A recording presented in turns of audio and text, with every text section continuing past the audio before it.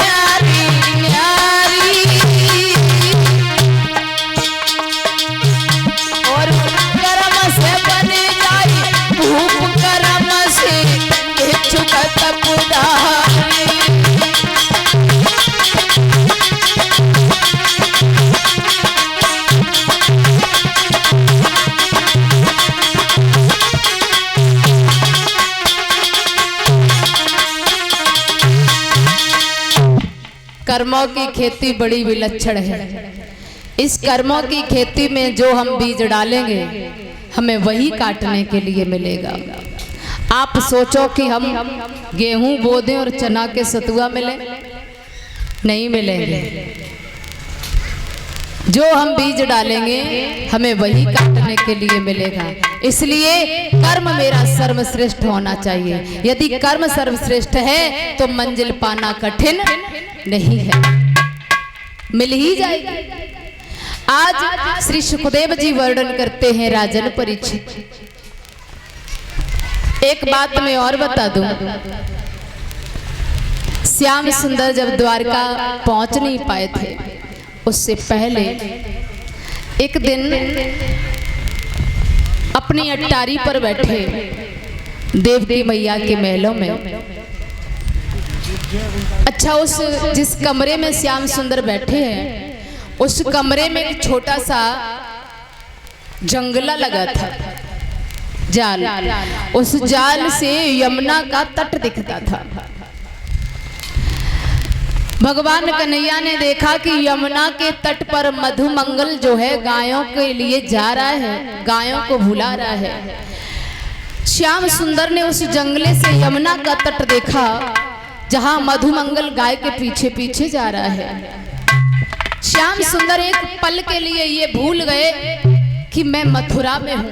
बहुत देर तक तो देखते रहे और अचानक उनके मुंह से आवाज निकल गई, अरे मधुमंगल रुक जा, थोड़े हम भी आ रहे हैं। ये बात उद्धव जी ने सुन ली। उद्धव जी भाग के आए। उद्धव ने जवाब दिया, श्याम सुंदर किसे बुला रहे हो? श्याम सुंदर की आंखों से आंसू आ गए और जवाब दिया, उद्धव जी मत पूछो, अरे मैं भूल गया, मुझे लगा कि मैं वृंदावन में हूँ इसलिए मैंने मधुमंगल को आवाज लगा दी, लेकिन मैं होश में आ गया।